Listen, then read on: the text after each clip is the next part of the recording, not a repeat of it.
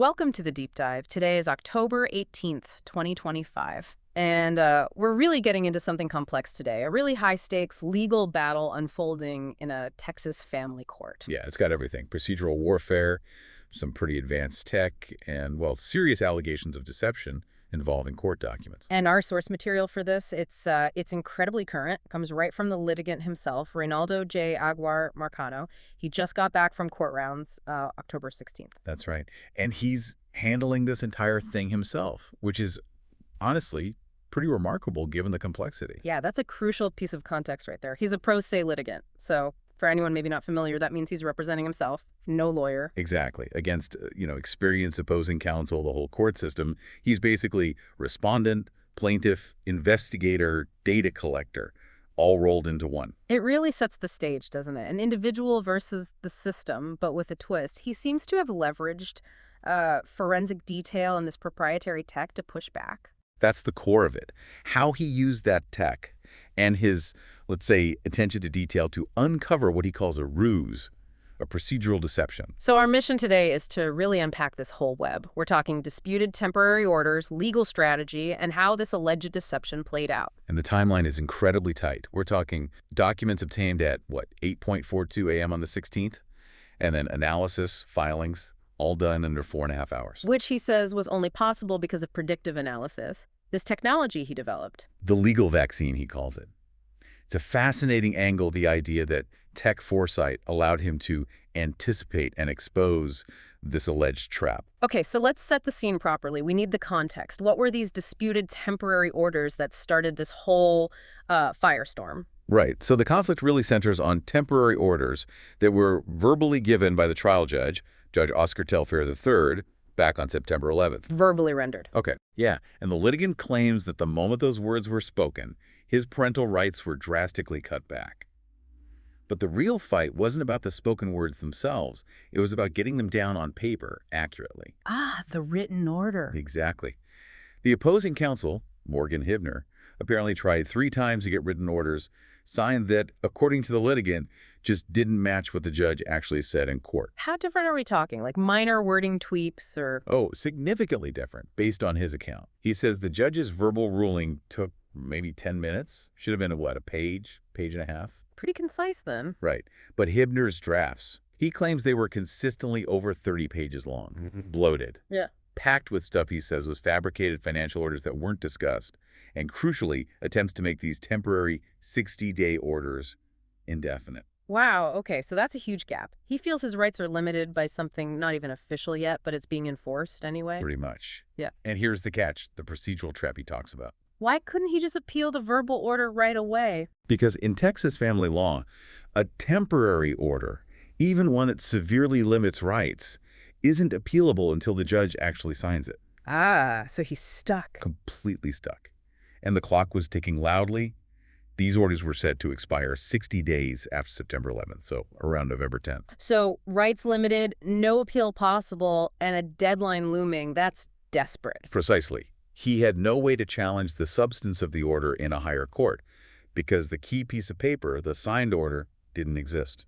Which brings us to the writ of mandamus. That's pretty serious legal action, right? Explain why that was the path he had to take. It is serious. Mandamus is an extraordinary remedy. It's basically asking a higher court here, the First Appellate Court of Texas, with Chief Justice Adams presiding, to compel a lower court official, like Judge Telfair, to do something they're legally required to do. Which in this case was? Just sign the order. Any order reflecting the September 11th ruling. The goal wasn't even to argue the merits yet, just to get something signed so the appellate clock could start ticking before the whole thing expired. Without that signature, the 60-day window would close, and he'd have lost his chance to appeal the alleged due process issues. This whole situation just screams pressure. It makes sense that he'd lean heavily on technology to try and, keep up or even get ahead. Tell us more about this legal vaccine. What's it actually doing? It's really interesting. It's not just like a fancy database. It's described as a proprietary pipeline designed for anticipation and preparation. An analytical engine, really. Okay, analyzing what, though? What's the fuel for this engine? It takes in huge amounts of structured data from the case. Think full hearing transcripts, recordings, detailed email logs, every single court filing. Mountains of text. And it's not just searching keywords, right? You mentioned semantic analysis. Exactly. It uses machine learning to understand the meaning and relationships within that data. It figures out recurring arguments, identifies patterns in how procedures are used or maybe misused, spots potential weak points in filings. It's deep context. Okay, that's the analysis part. Yeah. But how does it get from finding patterns to helping draft something unassailable, as he claims? That sounds like a big leap. That's the really clever part, the iterative drafting.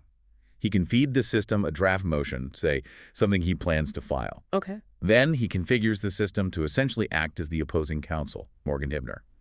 It then attacks his draft relentlessly, using all that historical data and procedural knowledge to generate the strongest possible counterarguments, like a simulated legal battle. So it stress tests the document before it even sees the light of day? Precisely. He refines his draft, plugs the holes the system finds, strengthens the arguments, until the system, acting as the opponent, basically can't find any more effective ways to challenge it. It's pre-optimized against the most likely attacks. And this wasn't just theory. It actually gave him a heads up about the temporary orders situation. It did. He credits it with allowing him to move so fast on October 14th and 16th. But even before that, before the court officially said anything about signed orders, the pipeline flagged something weird on the docket, an entry from October 10th, Index 81, labeled Notice of Entry, Temporary Orders. Okay, sounds official. What was weird about it? The page count. Index 81 was listed as only 3 pages long. 3 pages. But you said Hibner's proposed orders were over 30 pages. Exactly. If this Index 81 was really the notice that those long, detailed orders had finally been signed and entered, you'd expect the docket to reflect, the main order document itself, or at least reference a much larger file size. 3 pages just didn't add up. So the pipeline flagged it as an anomaly. Right. It suggested, according to the litigant, that this was either a massive clerical error or, quote, something else entirely, and that something else became the focus of everything that happened next. Okay, let's pivot to that. The checkmate, as he calls it. His mandamus was stalled. He suspected a trap with this Index 81. He needed to stop the clock in the state court. How did filing a second motion to recuse the judge achieve that? Filing a motion to recuse, especially a second one, is like pulling the emergency brake on the whole case. Procedurally, it's potent. Even though the first one in July was denied? Yes, because Texas rules allow a second bite at the apple if there are substantial new events showing bias or, critically here, denial of due process. And the biggest new event, the judge still hadn't signed the orders from September 11th, effectively trapping the litigant and denying him appellate review. That formed the core of the new motion. And the effect of filing that motion is immediate. Immediate and automatic. Under the Texas Rules of Civil Procedure, the moment a recusal motion like that is filed, the trial judge loses jurisdiction to do anything else in the case, other than forward the motion. All proceedings must stay, they freeze, until an administrative judge rules on the recusal itself. So, boom, he hits pause on the entire state case. Hibner can't move forward on getting orders signed, nothing. Exactly. It bought him critical time and stopped whatever procedural maneuver might have been coming next, related to those orders. Okay, so while he's hitting the brakes in the trial court, the First Appellate Court finally rules on his mandamus petition, and their decision leans heavily on that suspicious Index 81. Heavily is an understatement. They relied entirely on it. On October 14th, the appellate court dismissed his writ of mandamus as moot. Moot, meaning pointless. Yeah, basically saying there was nothing left for them to decide. Their reasoning was based purely on that docket entry, Index 81, Notice of Entry, Temporary Orders. They took that docket entry at face value, assuming it meant the judge had signed the order back on October 10th. So if the order was signed, there was nothing for them to compel the judge to do. Precisely. The mandamus was dead in the water, dismissed purely based on the description of Index 81 in the online docket summary. Not the document itself, just the summary line. Which, knowing the pipeline had flagged the page count, must have sent up huge red flags for the litigant. Absolutely. This dismissal, based on what he suspected was a misrepresentation, is what made getting a certified copy of Index 81 non-negotiable. He had to see the actual document. And he got it on October 16th, early in the morning. 8:42 a.m., according to his account. He gets the certified copy, and the reality is, well, stark.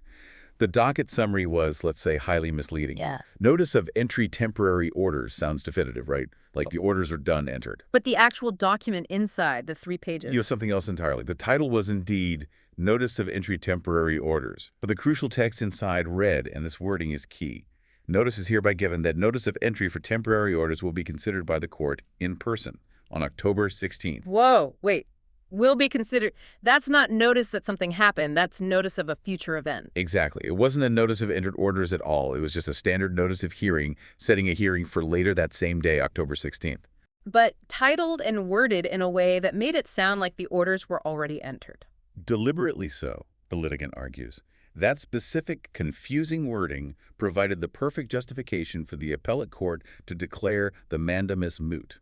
It looked, on the surface from the docket summary, like the problem was solved, when in reality the document was just scheduling a hearing about the orders. That's incredibly lawyerly and potentially deceptive. How high is the bar to prove this wasn't just, sloppy drafting or a clerk's error? That's the million-dollar question, especially now that it's heading the federal court. Clerical errors happen all the time, sure, but several things point away from a simple mistake here, according to the litigant. Like what? First, the very specific, almost convoluted language. Notice of entry for temporary orders will be considered. That's not typical boilerplate for a simple hearing notice. It feels crafted. Second, the document wasn't just filed by the clerk, it was personally signed by Morgan Hibner, the opposing counsel. Okay, that adds a layer of direct responsibility. It does. And third, the document achieved a very specific strategic goal for Hibner's side. It killed the mandamus petition, blocking appellate review right when the litigant needed it most. The litigant argues that the combination of the weird language, the personal signature, and the perfect strategic timing points strongly towards intentional bad faith manipulation designed to mislead the higher court. Let's dig into that bad faith claim. What other evidence did he point to suggesting this wasn't just an isolated weird document? He tried to get clarification, right? He did. His first move was simple. File a formal request with the clerk's office, a no-fee document, basically a letter asking for a copy of the actual signed orders that Index 81 supposedly gave notice of. Makes sense. What happened with that request? This is where it gets even stranger. In this case, with over 90 docket entries, that specific request was the only document, according to him, that got stuck. It sat in submitted status for 2 days, never reaching filing accepted. So it wasn't officially part of the record? Effectively blocked from the official record, yeah. It couldn't be seen by the appellate court or anyone else checking the docket. It only got formally rejected after the litigant had already obtained Index 81 himself and started exposing the discrepancy. And the reason given for rejection, purely administrative, used the wrong cover sheet or something. It completely sidestepped the actual question. Yeah. Where are the signed orders? Convenient. What about the other side? Did Hibner or her team respond when he asked them directly about Index 81? Complete silence, apparently. The litigant notes that previously, Hibner had sent him unsolicited emails, sometimes, correcting his legal strategy or telling him what she thought he should do. Right. But now, when asked a direct, crucial question, hey, this Index 81 says orders were signed, can you confirm? Nothing. No reply from Hibner, her co-counsel Tina Simon, or the clerk. If Index 81 was legitimate, you'd expect a quick, yes, here's the order, or yes, the clerk has it. The silence, he argues, speaks volumes about their knowledge of the situation. It felt like a deliberate stonewall. Okay, and there were also questions about the timing of Index 81's filing, weren't there? The timestamp seemed off. Yeah, this adds another layer of suspicion. The certified copy of Index 81 shows the clerk's file stamped as 11:13 a.m. on October 10th. Okay. But the electronic service notification, the email that automatically goes out to all parties saying, hey, this document has been filed, that didn't go out until 2:24 p.m. the same day. That's a 3-hour gap. Is that normal? Not typically, no. E-filing is usually pretty quick with notifications, maybe minutes, not hours. And remember, the Zoom hearing where the judge actually set the October 16th hearing date, mentioned in Index 81, that hearing apparently concluded around 10:30 a.m. on October 10th. So let me get this straight. The hearing ends at 10:30 a.m.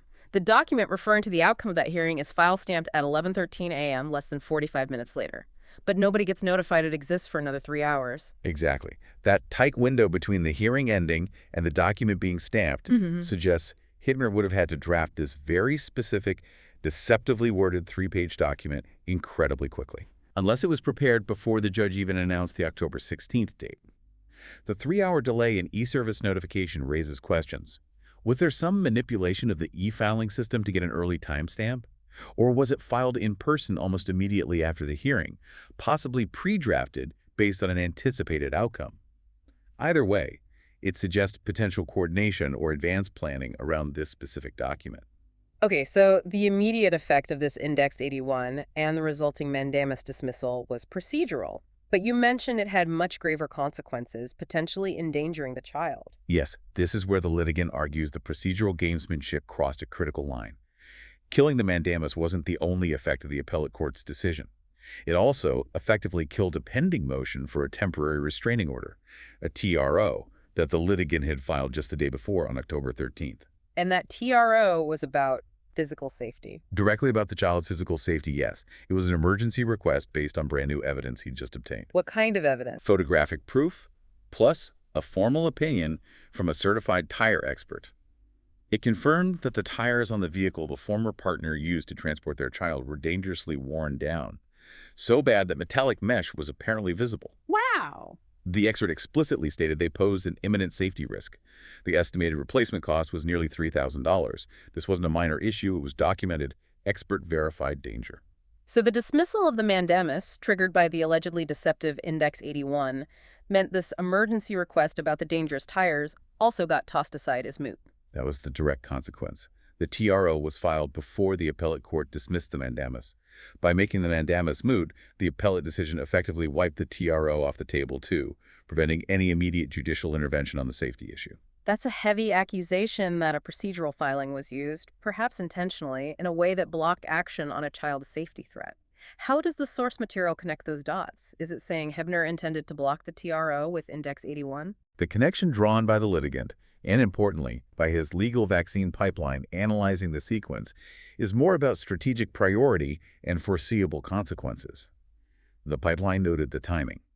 TRO filed highlighting danger, then appellate court dismisses mandamus based on Index 81, which then nullifies the TRO. Okay. The argument isn't necessarily that Hibner drafted Index 81 specifically to block the tire TRO. The primary goal seems to have been killing the mandamus. But blocking the TRO was an immediate, foreseeable, and arguably inevitable consequence of that action. The litigant argues, and the pipeline apparently flagged, that prioritizing the protection of a flawed legal position by killing the mandamus via the ruse over allowing judicial review of documented child endangerment, well, that itself could constitute a form of child endangerment. The mechanism used, Index 81, directly disabled the court's power to address the danger. It's a chilling interpretation. But this whole situation, the state appellate court shutting the door, it actually, paradoxically, opened another one for the litigant. Counterintuitively, yes. That denial by the first appellate court was, in a strategic sense, exactly what he needed, albeit obtained through alleged deception. How so? Because it fulfilled a critical requirement for getting into federal court on a civil rights claim: the exhaustion of state remedies. You generally have to show you've tried to get relief through the state system and failed, or that the state system is inadequate before the federal courts will step in. So the state court, by dismissing his mandamus procedurally without addressing the substance, essentially gave him the green light for federal action. Precisely. They closed the state door, satisfying the prerequisite. And again, thanks to the predictive tech, he wasn't caught flat-footed. He was ready. Completely. He had already drafted the federal complaint on October 13th, anticipating that the appellate court would likely issue a procedural denial based on Index 81. So the moment he got the official notice on October 14th that the mandamus was dismissed as moot, he was ready to go. He filed the federal lawsuit, case number 4.25CV0489-DIR, in person later that same day. The pipeline had correctly predicted the state system's response. Okay, let's talk about this federal lawsuit. This isn't just family court anymore. What are the core claims? The main claims are extremely serious. Violation of civil rights under a law called 42 U.S.C. Section 1983, and conspiracy to violate those rights. Section 1983. Can you quickly break that down? What does it allow someone to do? Sure.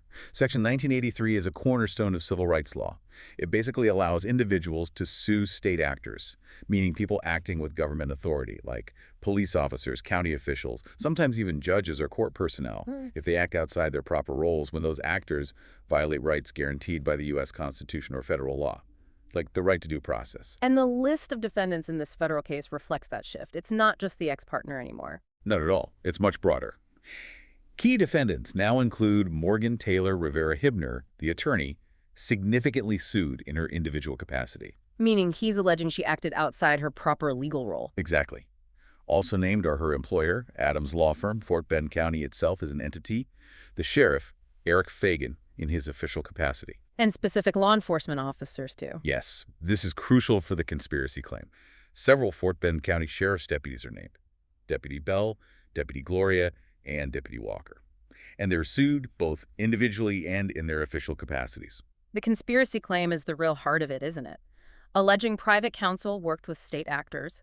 What specific actions does the lawsuit claim these deputies took as part of this conspiracy? The complaint lays out some very specific allegations of coordination. For instance, it alleges Deputy Bell was coordinating with the former partner hours before the child was even officially reported missing. The implication is that law enforcement might have been actively assisting one side in concealing the child before any formal process began. Okay, that's a serious claim. What about Deputy Walker? Deputy Walker, badge #4097, according to the documents, is alleged to have interfered in a separate incident involving a process server sent by Hibner. The trespassing incident. Right. The litigant reported the process server for trespassing. The lawsuit alleges Deputy Walker then used his official position to somehow obstruct or prevent that trespassing report from being properly filed or investigated, essentially using his authority to shield the process server, which indirectly protected Hibner's interests. Tying law enforcement action directly to the opposing counsel's agent and Deputy Gloria. Deputy Gloria's alleged role centers on the initial response when the child was first concealed. The claim is that the deputy didn't properly investigate the circumstances, essentially failing to follow procedures in a way that ended up hindering the litigant's immediate, lawful efforts to locate his child. So you have alleged coordination before the fact, alleged obstruction during, and alleged failure to properly investigate after. It paints a picture of systematic involvement. That's clearly the narrative. The federal lawsuit is constructing a pattern of conduct involving private counsel and multiple state actors working together in ways that violated the litigant's civil rights. This shift to federal court really ups the ante. Let's jump back to that October 16th hearing in state court, the one scheduled by the deceptive Index 81 document right before the recusal motion froze everything. You said something happened there that the litigant saw as proof. Hibner orchestrated the Index 81 ruse. Right. So the judge convenes the hearing. He's aware the recusal motion has been filed. According to the litigant, the judge acted correctly. He acknowledged the stay mandated by the recusal filing and didn't try to proceed on the substance of the temporary orders. He respected the procedural halt. Okay, the judge followed the rules, but Hibner didn't stay silent. Apparently not. The litigant reports that Morgan Hibner immediately interjected, claiming the recusal motion was based on things that did not happen. Why is that specific statement so significant in the litigant's view? Because legally, a recusal motion is about the judge's alleged bias or actions, like failing to sign orders. It's not really about the underlying factual disputes of the case itself, which Hibner seemed to be addressing. By jumping in to attack the basis of the recusal motion, the litigant argues, she wasn't just defending her client anymore. She seemed to be actively defending the judge, or perhaps defending the integrity of the very procedure, the alleged non-signing of orders, that the motion challenged. It was procedurally odd for her to engage on that point. And how does that connect back to proving she knew Index 81 was misleading? It's about her certainty. Think about it. The official court docket, thanks to Index 81 and the appellate ruling, said the orders had been entered on October 10th. If Hibner genuinely believed that docket record, how could she definitively state that the recusal motion, which partly argued the orders hadn't been signed, was based on something that did not happen? If she believed the docket, she'd think the orders were signed, so the litigant's claim they weren't signed had happened, making his motion potentially valid on that point. Exactly. Her immediate, certain denial that the events alleged in the recusal motion, like the non-signing, occurred, strongly implies she knew the docket entry was wrong. She knew the orders hadn't actually been signed on the 10th. This suggests she was privy to, or perhaps the architect of, the Index 81 misrepresentation. Yeah. Her goal, seemingly, was to shut down the recusal immediately because the stay it imposed threatened her own objective. Which clarifies her underlying motivation, according to this analysis. It really does. Her reported agitation about the recusal motion stopping the case is revealing. If the primary concern was the child's well-being, a temporary pause maintaining the status quo while the recusal was sorted out might have been acceptable, maybe even welcome. The temporary orders would simply expire naturally around November 10th anyway if the stay continued. But she wasn't happy about the delay. No. The litigant interprets her frustration as stemming from a different goal. Not just maintaining the status quo, but securing the actual signed temporary orders. Why? Perhaps to use that signed document as evidence in the brewing federal case, proof of the litigant's alleged unfitness or craziness, as determined by the state court, maybe to maximize harassment. The recusal motion, by freezing the case and preventing the judge from signing anything, denied her that potential weapon right before the original orders expired. It reframes the whole conflict around the strategic value of that signed piece of paper. Now, let's talk about another capability of this legal vaccine pipeline, flagging potential conflicts of interest, things that might not be immediately obvious. Right. This is where processing huge amounts of data, including names and affiliations, comes in. The pipeline flagged two potential name connections that, while maybe coincidental, certainly raise eyebrows in this context. Okay, what was the first one? It involved the appellate court. Yes, the Adams surname. Remember, the mandamus petition was dismissed by a panel of the first appellate court, headed by Chief Justice Adams. Got it. The pipeline flagged that Chief Justice Adams shares the surname with William Kyle Adams, who is listed as the owner and principal of the Adams law firm. The firm where Morgan Hibner works. The very same firm. Now, sharing a surname doesn't automatically mean relation, of course.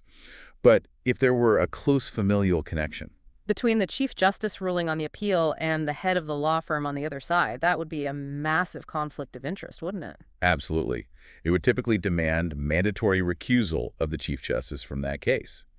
And interestingly, the litigant notes this flag surfaced around the same time he learned, allegedly through discovery or communication, that Morgan Hibner had told her own client she couldn't handle the appeal herself, citing a lack of specific appellate experience. So the pipeline suggests maybe the real reason was to keep the Adams law firm name off the appellate paperwork. It raises the question, was it a strategic move to avoid drawing attention to the potential Adams-Adams conflict that could have tainted the appellate ruling? It's speculative, but the pipeline flagged the connection as statistically relevant given the context. Okay, and there was a second name connection flagged, involving law enforcement this time. Yeah, another surname match.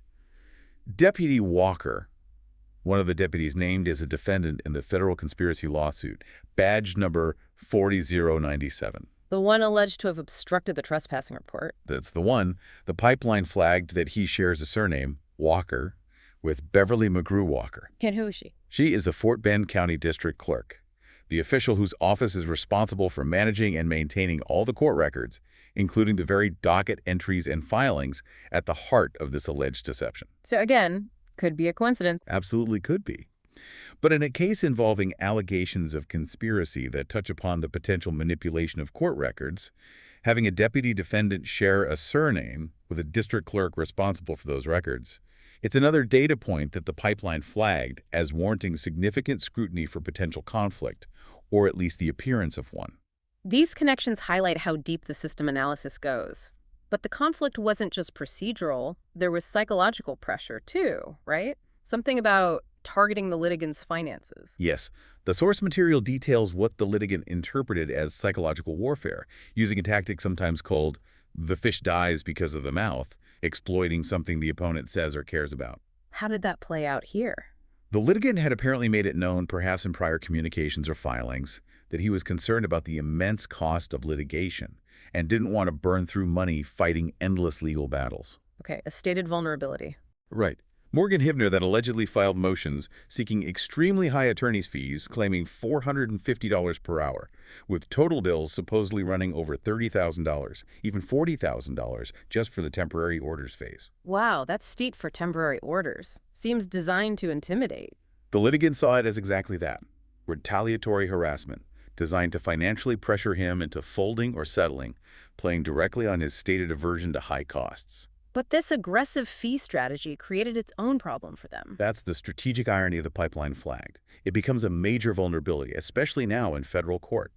The former partner, Hibner's client, has apparently stated in financial disclosures that she has limited means, maybe only $9,000 in the bank, significant credit card debt, on payment plans. So how is she affording 450-hour lawyers racking up tens of thousands in bills? Exactly. It opens up a huge line of questioning in federal discovery. Who is really funding this high-powered, expensive litigation? The massive fees clash dramatically with the client's reported financial situation, raising questions about undisclosed funding sources or the truthfulness of her financial statements. What started as a pressure tactic becomes a liability. And there was one more layer of alleged manipulation detected by a separate system, targeting his commitment to his child. Yes, an anti-manipulation pipeline. This system focused specifically on analyzing patterns in recorded conversations between the litigant and his former partner. What pattern did it find? It flagged a recurring theme. The former partner would frequently bring up the crushing weight of her legal debt, often expressing fear that the litigation costs would mean their child wouldn't have money for college. A specific, repeated worry. Very specific and repeated. And the pipeline noted the litigant's consistent response, often captured on his recording device. He would reassure her that no matter what happened in the divorce, he would personally guarantee and pay for the child's college education. Trying to alleviate her stated concern. On the surface, yes. But the pipeline interpreted this pattern, her repeated raising of the debt college fund issue, followed by his recorded promise as a systematic attempt to bait him. To deliberately elicit a legally binding-sounding commitment to pay potentially hundreds of thousands for college down the line. A commitment she could potentially use against him later. Precisely. A financial promise extracted under emotional duress during the heat of the custody battle, which could then be turned into a separate civil claim for enforcement later on once the more immediate issues were settled. It suggested a calculated targeting of his parental commitment for future financial leverage. Okay. We've covered a massive amount of ground here. The tech, the alleged procedural trap with Index 81, the conspiracy claims, the shift to federal court, the motivations, the potential conflicts. Bringing it all together, what's the bottom line here? What does this whole sequence really signify? I think the main takeaway is how institutional procedures, potentially exploited, were met and overcome by individual preparation and technological foresight. We saw what's alleged to be a calculated procedural lie, the deceptive notice of entry, apparently designed to block state-level justice, deny appellate review. But it backfired. Spectacularly, if the litigant's account holds. It was identified almost immediately, challenged, and ultimately became the very key that unlocked the door to federal court, escalating the whole thing into major civil rights and conspiracy litigation against both the private attorney and various state actors. And the role of the technology in that speed and accuracy seems undeniable. It appears central to the narrative. The ability of this pro se litigant, armed with his predictive data analysis, to apparently outmaneuver experienced counsel, relying on what he calls procedural smokescreens. It really highlights a potential shift in how these battles can be fought. The preparedness on October 14th and 16th, reacting within hours, turned their alleged trap into his pathway forward. It leaves us with a really fascinating final question, doesn't it? A provocative thought about the strategy involved here. The core deception, Index 81, hinges on a document personally signed by Morgan Hibner. That signature is now Exhibit A, potentially, for her individual liability in a serious federal lawsuit. Right. It exposes her directly. So you have to wonder, why take that personal risk? If the goal was simply to create a misleading docket entry to fool the appellate court, couldn't that have arguably been done more subtly, perhaps through the clerk's office? Maybe a genuine-looking clerical error, something harder to trace back to direct, intentional action by counsel?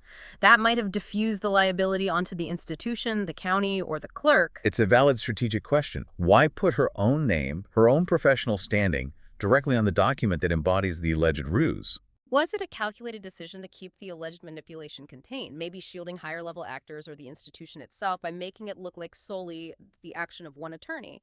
Or was it simply, perhaps, a moment of hubris, a profound underestimation of the opponent, maybe not realizing he possessed the technological means to instantly detect and dismantle the deception before it could achieve its long-term goal?